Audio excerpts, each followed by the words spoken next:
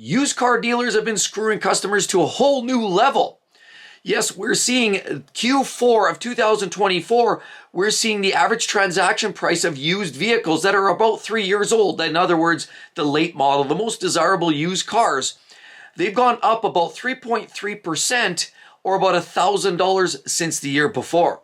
On top of it, inventory is dropping. Now, one would think, of course, people buying a lot of these expensive new cars, that a lot of others would decide, you know what, I'm going to go buy something used instead. Used is cheaper.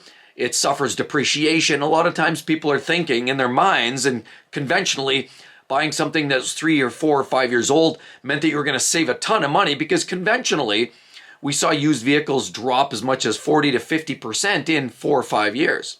But things have changed. The market's shifting, and now what we're actually finding is a different phenomenon, and the dealers are onto this game. Now, leases, they're down drastically. And things haven't been this shaky since 2008, when things were really bottomed out. 2013 was a rough time as well, but specifically now we're sort of dropping off, and sales are in the tank for late model used vehicles. There's a key reason for that, because there's less leases coming up after 3 years. A lot of people just are not choosing to take leases as much anymore, especially with these big incentives on new car vehicle prices. A lot of people are just deciding, buyers, why would I possibly buy a late model used vehicle? It's coming off a lease, probably drove it like it was stolen, but yet on the other hand, we've got all these incentives for brand new, because let's face it, on the new car inventories, we're seeing them rise.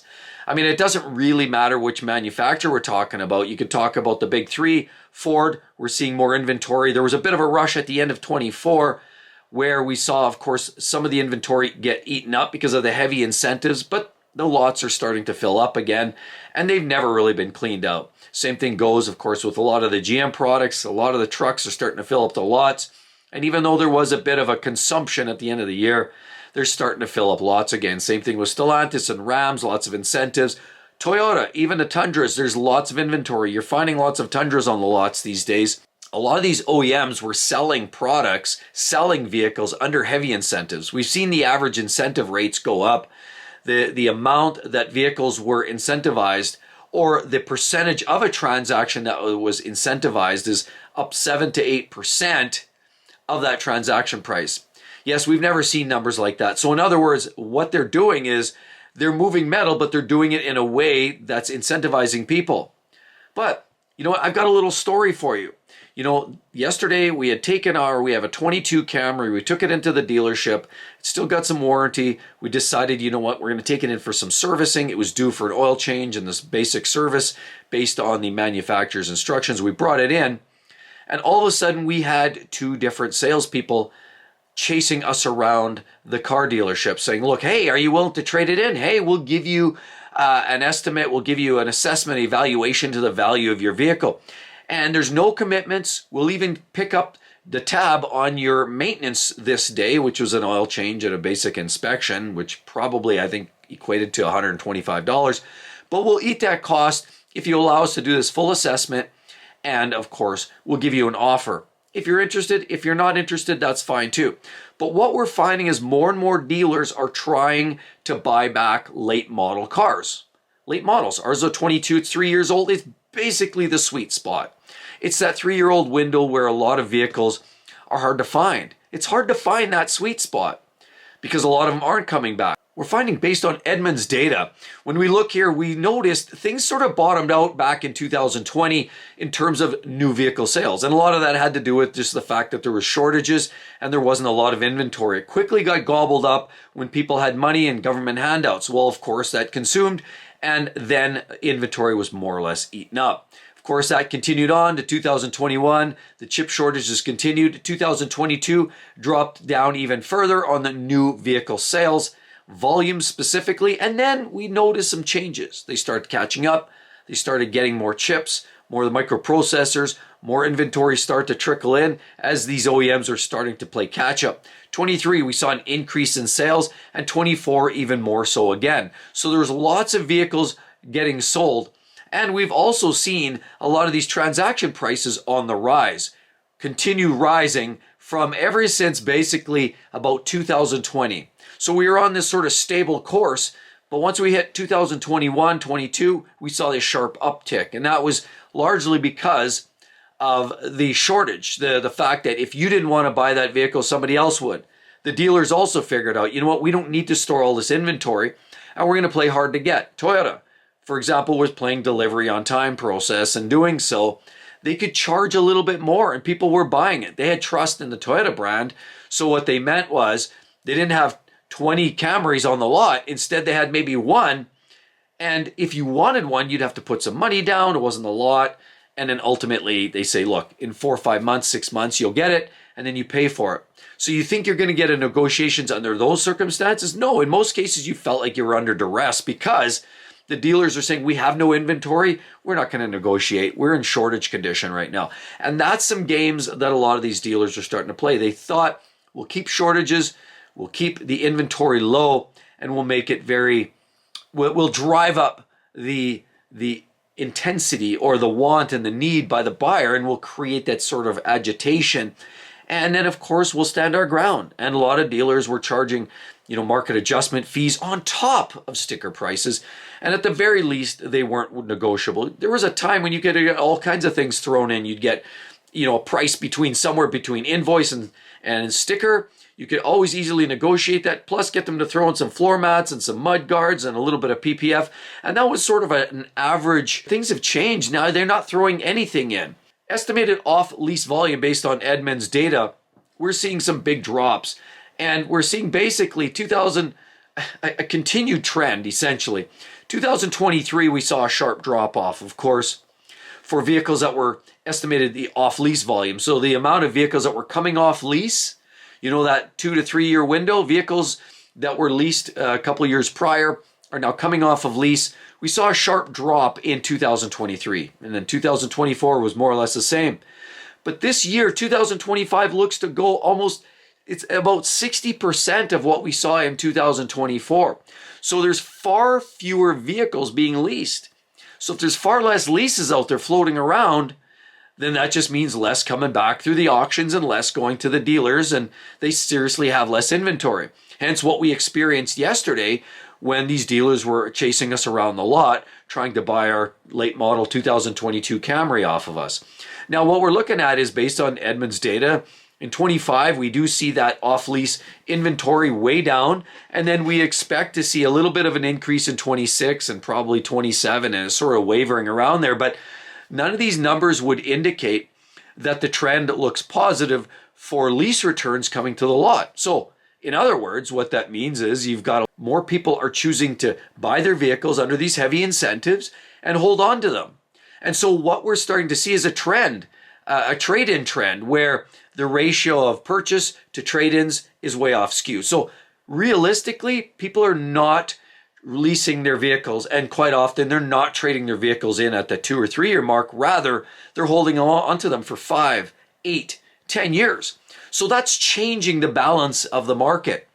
And so that's why when a dealer has a 2023 sitting on the lot with 30,000 miles on it, they're not very happy to negotiate on that. They don't want to budge a lot. They certainly don't want to give that product line away because they know there's not a lot behind it. There's not a lot of other vehicles available, and they're trying to scavenge to find late model quality vehicles that are all banged up.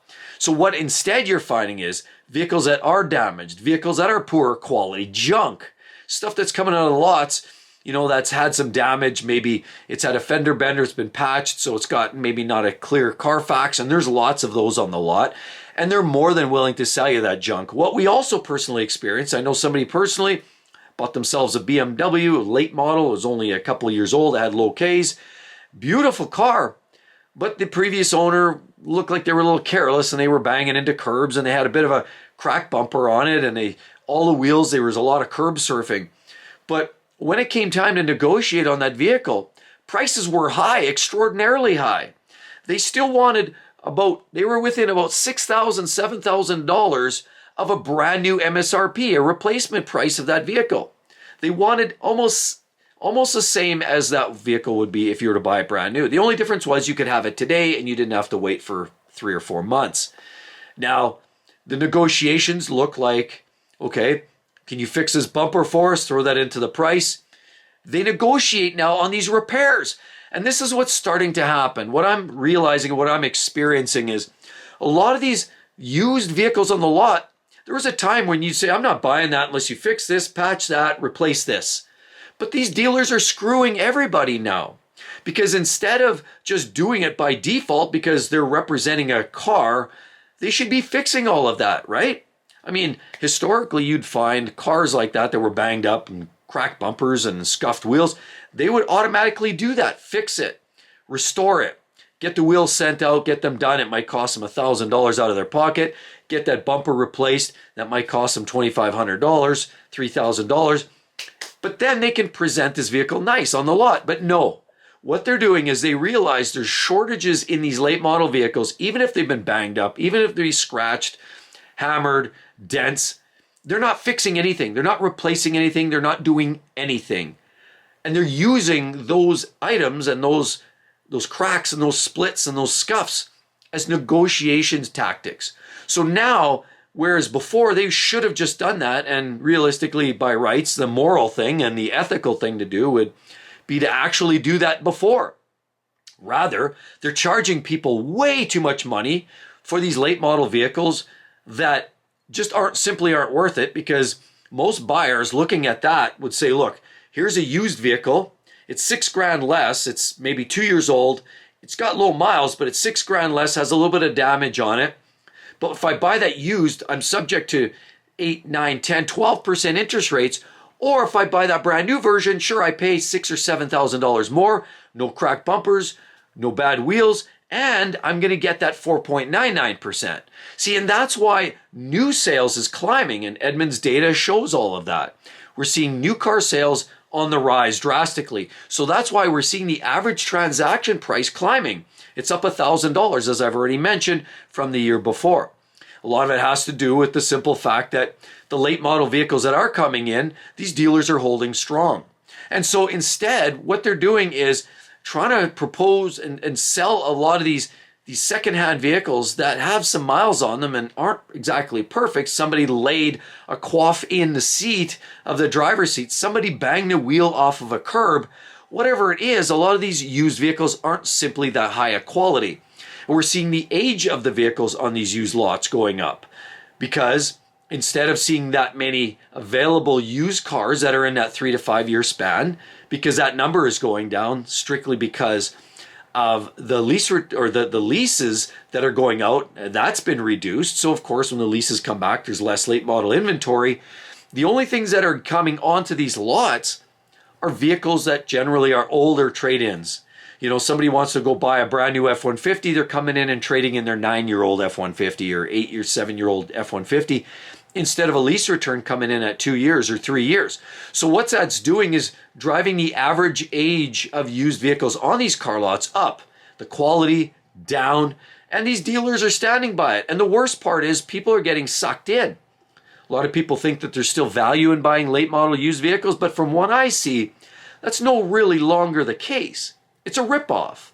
And there's a lot of ripoff artists there these days. You're getting these late model used vehicles. They're banged up. They've got miles. You're paying higher interest rates. Why bother? And that's why a lot of these vehicles are priced the way they are.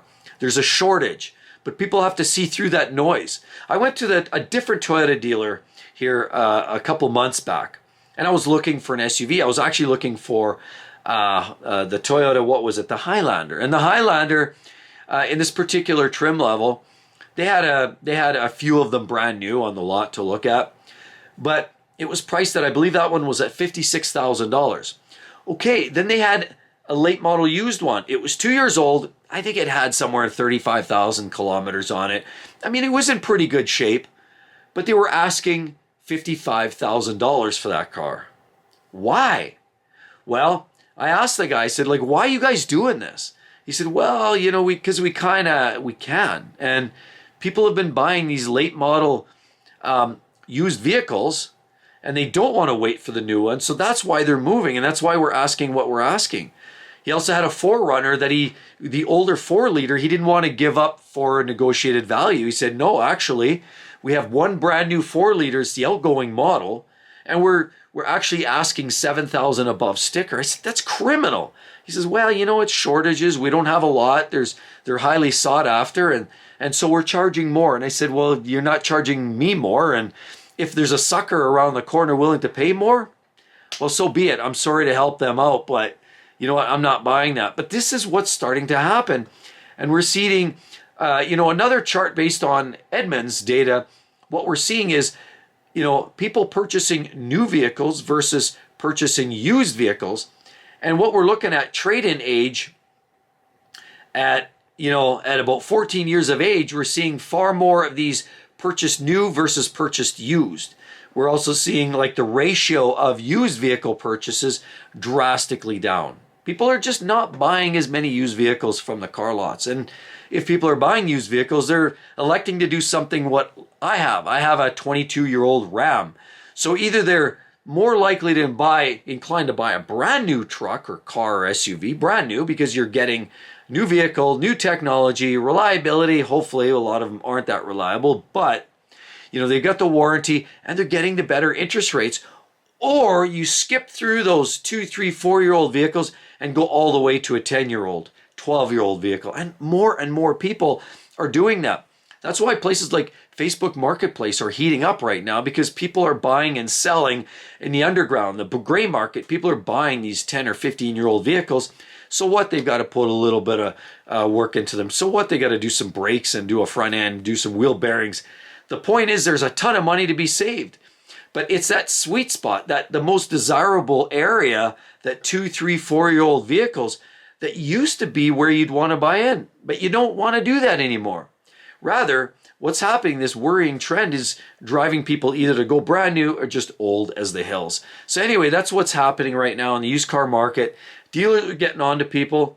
And those few people that are still buying that 2-year-old lease return for, 90% of what it is new, we can't save you. All we can say is, look, the best suggestion from my experience in the business is, look, the best value, best bang for buck is a vehicle that's either deep into its depreciation curve, i.e., a 6, 7, 8-year-old used vehicle, or brand new, because the incentives are so high right now. But you've got to shop around, and there's certain brands that are willing to talk. I mean, car brands, for example, like Mitsubishi. Have you heard the latest? They're in real troubles. As a matter of fact, there's a lot of incentives within house for the salespeople to see larger incentives, bigger paychecks to sell a lot of used inventory. Their new products are not selling, but their used vehicles, it seems to be the focus. So now many of these Mitsubishi dealers are focusing on flipping a lot of the used products because their new stuff's not going anywhere. But anyway, I'd love to hear your thoughts about it. Would you buy brand new, used, or that 3-year-old lease return? I'd like to hear your thoughts, because I'm seeing a lot of craziness in the industry, and these dealers are taking us for a ride. As well as always, please be sure to check that out, and don't forget to subscribe. Hope to see each and every one of you in the next one. See you then. Bye-bye.